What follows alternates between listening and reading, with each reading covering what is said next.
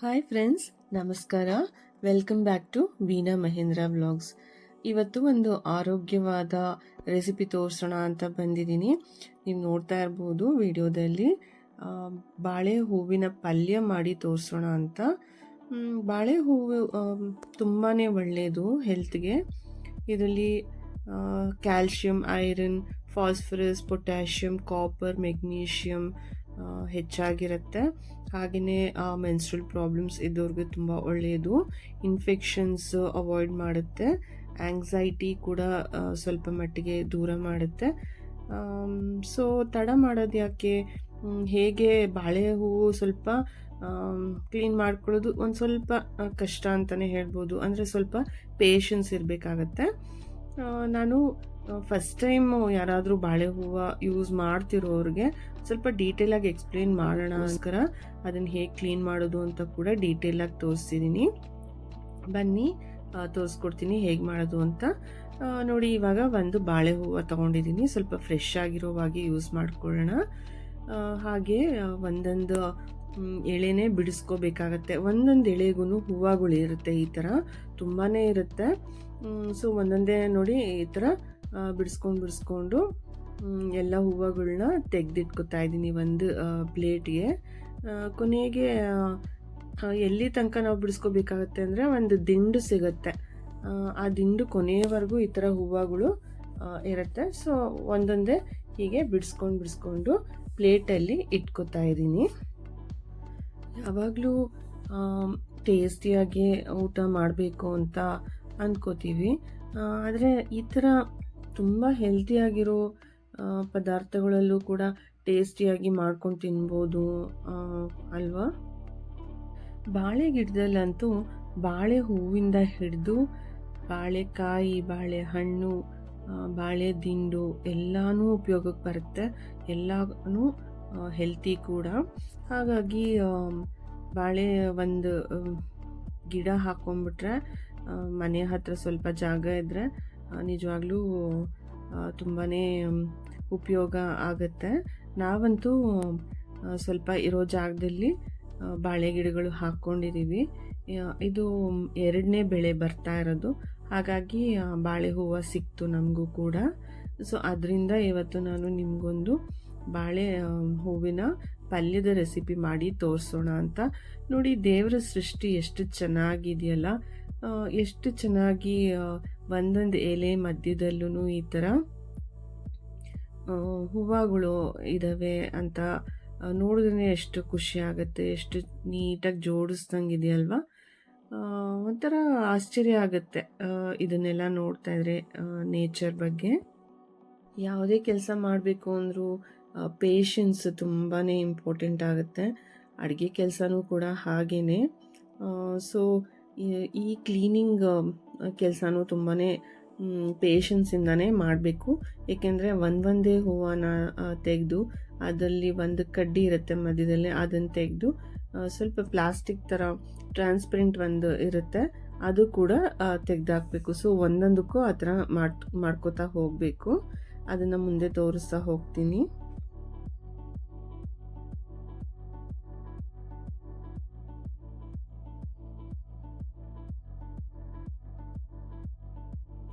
ನೋಡಿ, ಈ ಥರ ಹೂವನ್ನ ಬಿಡಿಸ್ಕೊತಾ ಇದ್ದೀನಿ.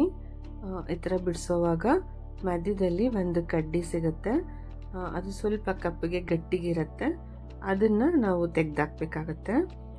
ಹಾಗೆಯೇ ನೀವು ನೋಡ್ತಾ ಇರ್ಬೋದು, ಒಂದು ಟ್ರಾನ್ಸ್ಪರೆಂಟ್ ಥರ ಒಂದು ಪ್ಲಾಸ್ಟಿಕ್ ಥರ ಇರುತ್ತೆ. ಅದು ಕೂಡ ನಾವು ತೆಗೆದಾಕಬೇಕಾಗತ್ತೆ. ಬುಡದಲ್ಲಿರುತ್ತದು.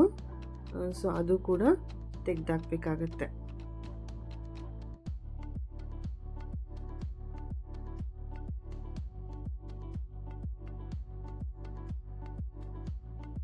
ನೋಡಿ, ಇದನ್ನೇ ನಾನು ಹೇಳಿದ್ದು.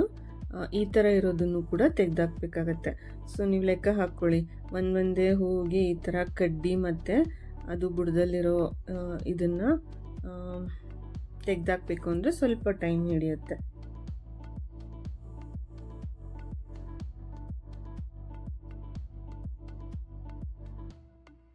ನೋಡಿ, ಇಷ್ಟು ಕಡ್ಡಿ ಮತ್ತು ಅದು ಒಳಗಿಂದು ಟ್ರಾನ್ಸ್ಪರೆಂಟ್ ಥರ ಇರೋದನ್ನು ತೆಗೆದಾಕಿದ್ಮೇಲೆ ಇಷ್ಟು ಸಿಗುತ್ತೆ. ಹಾಗೆಯೇ ಈ ಬಾಳೆ ಹೂವನ ನಾನು ಸೊಪ್ಪು ಥರ ಹೆಚ್ಚಿಟ್ಕೊಂಡು ಅದನ್ನು ಈ ಪಾತ್ರೆಗೆ ಹಾಕಿ ನೀರು ಹಾಕಿ ಉಪ್ಪು ಕೂಡ ಸೇರಿಸ್ಕೊಂಡು ಸ್ವಲ್ಪ ಹೊತ್ತು ನೆನೆಸಿಟ್ಕೋತಾ ಇದ್ದೀನಿ. ಮತ್ತು ಇವಾಗ ಆ ಬಾಳೆ ದಿಂಡನ್ನು ಕೂಡ ಕಟ್ ಮಾಡ್ಕೋಬೇಕಾಗತ್ತೆ. ಆ ಬಾಳೆ ದಿಂಡನ್ನ ಈ ಥರ ಕೊಚ್ಚಿ ತರಕಾರಿ ಥರ ಹೆಚ್ಚಿ ಮತ್ತೆ ಇದಕ್ಕೆ ಹಾಕ್ಕೋತಾ ಇದ್ದೀನಿ. ಈ ಉಪ್ಪು ನೀರಿಗೆ ಹಾಕ್ಕೋಬೇಕು.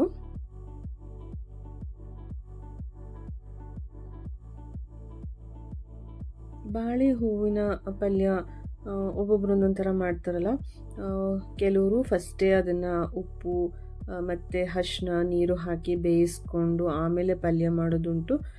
ಕೆಲವರು ಹಾಗೆ ಡೈರೆಕ್ಟಾಗಿ ಪಲ್ಯ ಮಾಡ್ತಾರೆ. ನಾನಿವತ್ತು ಇದನ್ನು ಫಸ್ಟು ಬೇಯಿಸ್ಕೊಂಡು ಆಮೇಲೆ ಪಲ್ಯದ ಒಗ್ಗರಣೆಗೆ ಹಾಕ್ತಾಯಿದ್ದೀನಿ. ಸೊ ಇವಾಗ ಒಂದು ಪ್ಯಾನ್ ತಗೊಂಡು ಅದನ್ನು ಒಲೆ ಮೇಲಿಟ್ಟು ನೋಡಿ, ಇವಾಗ ಹೆಚ್ಚಿಟ್ಕೊಂಡಿದ್ದ ಹೂವು ಮತ್ತು ಆ ದಂಟು ಎರಡೂ ಪ್ಯಾನ್ಗೆ ಹಾಕಿ ಸ್ವಲ್ಪ ನೀರು, ರುಚಿಗೆ ತಕ್ಕಷ್ಟು ಉಪ್ಪು ಹಾಗೆ ಅರಿಶಿನ ಹಾಕಿ ಒಂದು ಪ್ಲೇಟ್ ಮುಚ್ಚಿಟ್ಟು ಒಂದು 5 ನಿಮಿಷ ಬೇಯೋದಕ್ಕೆ ಬಿಟ್ಬಿಡೋಣ.